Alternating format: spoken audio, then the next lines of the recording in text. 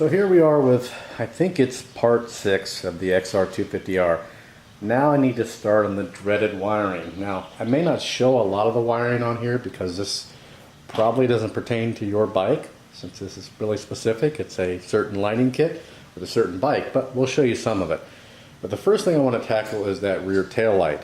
And if you have one of these kits, they are bike specific somewhat, but this is still not a direct fit. If you just mount it under there, it's kind of all cattywampus because you have the brace here and you can put it up under the brace, but it still doesn't really fit all that well.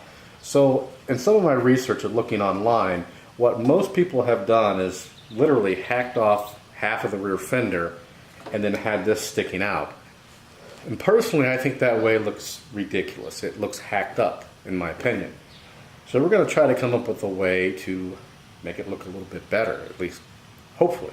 Trying to fit this under here, I can certainly see why they probably cut off half the rear fender. It was an easy fix, or it's the only fix they can come up with. Now, one of the problems is with the stock XR250 fender, the rear fender, at least, now this isn't a chair beast, but it still has this big honkin' recess right here, which is on the bottom. Now, I could possibly cut this out and then just glue in the insert for the light and then mount it up that way. That would give me a little bit, probably better clearance. Or I could simply just cut this right about here and then use the inside of that as some mounting points, which I think I may go that route because I got to figure out a way to mount this as well. You'll see this already has some holes in there. So if I cut approximately half this off, I can mount it up here and then just bolt directly in right here. There are 3 holes. That would keep it secure. I could possibly add another one in the back. May not even have to do that. So I'll do some thinking and let's see what we come up with. Now we've temporarily installed the seat. One of the first things I want to do before I even start this is mount the rear bag. This is a Tusk bag and it has 4 holes in it, but what I'm going to do is we have 2 holes right here that already hold the fender down. Now I could put the fender screws in there, put this on top of it, and then bolt it down. Continuing on where we left off, it's actually been a few days, but we're going to get started on this again. So I was going to use these larger bolts to mount the rear fender and then put the bag on top of that. I had thought about actually drilling holes, an additional set of holes in the bag and then securing that with the fender, but I don't want to do that. Now these larger bolts, they're a little bit too big. They're actually going to cause a little bit of fitment issues with that bag. So I went ahead and purchased some smaller button head screws and we're going to use those with the washer and screw those in. That way we'll secure the fender and we won't interfere a lot with the bag. Now on the rear of the subframe there's actually a brace here with these screw holes that are threaded in there. Unfortunately they are a little bit stripped out, a little crooked, so I'm going to go ahead and put a larger screw in and retap it. I'm using an M6. Before they were, I don't know, I believe an M5, but the previous owner had mounted the bag and kind of boogered them up a little bit. So we're going to go ahead and tap them out for a larger size, put those screws in. Got them all nice and tapped out. Fender washers in along with the button head screws and we'll snug them down. These are pretty low profile, so I shouldn't have to worry about any fitments with the bag. Now that we've set the bag approximately where we're going to drill the holes for it, we're going to mark those. So you can see there's a hole in each corner. We're just going to take a marker and mark the holes.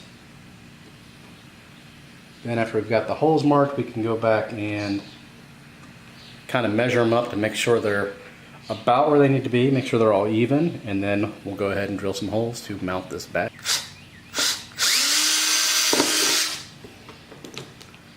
Now that we have all the holes where they need to be, we can go ahead and drop our screws right in, like that, all 4 corners, and start installing the washers and button it down. And after it's all mounted, this is what it looks like. I like the way it looks. It looks a lot better than that CD case. Now, as mentioned previously, I'm not going to hack off the rear fender like I've seen a lot of people do online. I think it just looks ridiculous. So what I'm going to do right now, I'm not going to cut this off yet. We will eventually. I'm going to place it under the rear fender. I'm going to center it up right here, and I'm going to drill 2 holes, and we're going to mount it temporarily, and then we're going to see what we come up with. Because in the back here, that is the look I'm going to go for. I want the taillight sticking out right there, and I want the license plate right there. I think that looks good. But we've got this big overhang underneath the bike, And these two screws are probably not going to be enough to keep this from moving about because there's nothing holding it at this end. So before we drill any holes, I've marked the center of the fender as well as the center of the light. That way I know everything's lined up, and I've duct taped it temporarily in place so we get those screw holes exactly where we need them. We have this mounted up temporarily. We can remove our duct tape. And it's actually on there pretty solid right now. It's not going anywhere, but I want this a little higher in the end. It's a little bit of a gap right there. So unfortunately for me, this way it's not going to work. I don't like the look of it, so we ended up cutting most of it out. Now what I'm going to do is, underneath the frame, there are a screw hole on either side. I'm going to use that as a mounting point, but I had to cut this section out to go up into this. And then what I'll have to do is I will end up putting a screw probably right around there, or maybe even there. Maybe two of them. This is what we came up with. Now you'll notice I put 3 holes in there. If I don't like this, I'll just buy a new rear fender. I mean, you can get these for like $40. It's not a huge deal, but for now we're going to roll with this. You can see these are panhead screws, and we've got these decorative or these finish washers on them. I don't think it looks too bad, considering that you've got this cover where the factory light goes. I can live with this because this already doesn't look that great. We're actually going to mount the turn signals on the fender. Originally they were mounted on this piece, which doesn't really work now, and it didn't look all that great. I may end up getting a new fender. This may be used as kind of a mock-up, get everything marked, use it for a bit, and then replace it. Because actually these are only $22, so we'll show you how we do the turn signals on the other side. Now how I did these is I took this rubber piece off, and it's got both my holes for the wire and the mount, and I mocked them up on either side.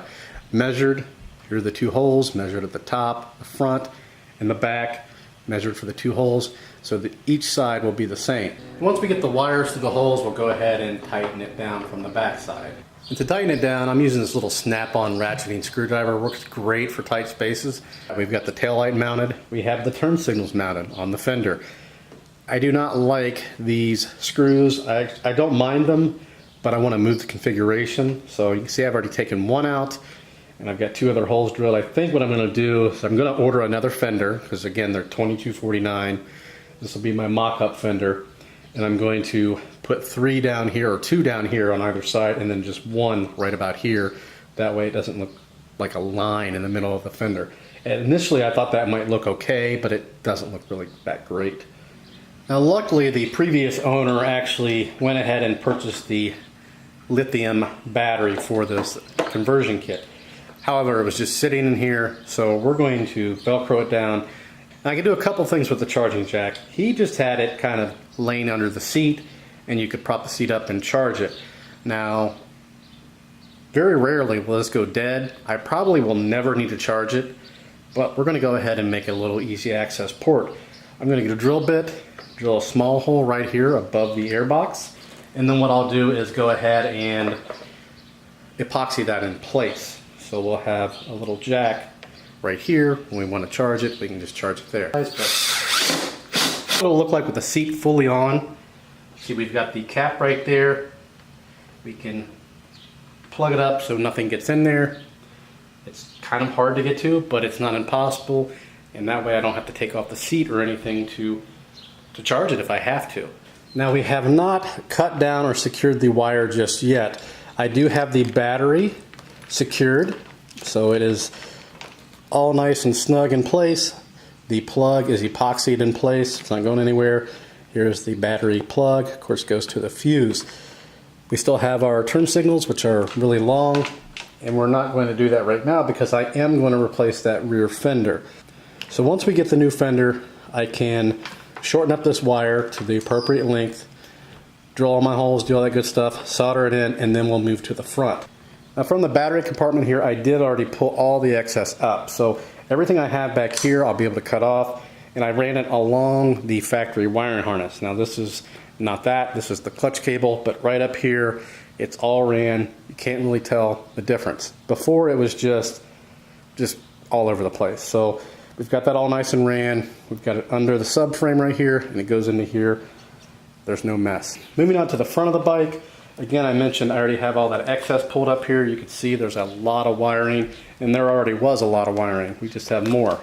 So eventually we're going to cut all that off, solder it, put the headlight on. We do have a speedometer to put in here as well, but I'm going to make some changes. I will probably get a different style front headlight just because Polosport makes one that has a better bulb. Well, actually it has the capability of running better bulbs, whereas that a Cherry Beast one I have, you're kind of limited. So we're going to get another headlight in the front. Moving on to these hand guards. I like the way they look, but they really don't serve a purpose other than housing the turn signal. And what I mean by that is there's just one metal bracket right here. The rest is plastic. So if you take a rock to the hand, it may protect you some, but it's not going to protect you fully. If I want a set of hand guards, I'll get the real deal where they're metal and they go to the bar ends. So that's something else I have to order. So with all these motorcycle projects, you go along, you find what you need, you think you have everything, and you don't have half of it. It's like any other project. You always go above the budget. We didn't really do a whole lot in this one. Just a little bit of trial and error, fitment issues, that kind of thing. Kind of what I expected. That rear fender, I knew eventually I was going to have to replace that. But I do have the bag mocked up where it needs to be, the turn signals, and the rear tail lights. So all the hard work is done. Once I get the new rear fender, all I have to do is transfer those holes to that, mount it up, start soldering wires. If you're interested in any of the tools I use in this video, be sure to check out the links below the video in the description. I have Amazon links to just about everything I use. And if you haven't already subscribed, go ahead and do so. Smash the bell. Every time I submit a new video, you'll be notified. And as always, thanks for watching.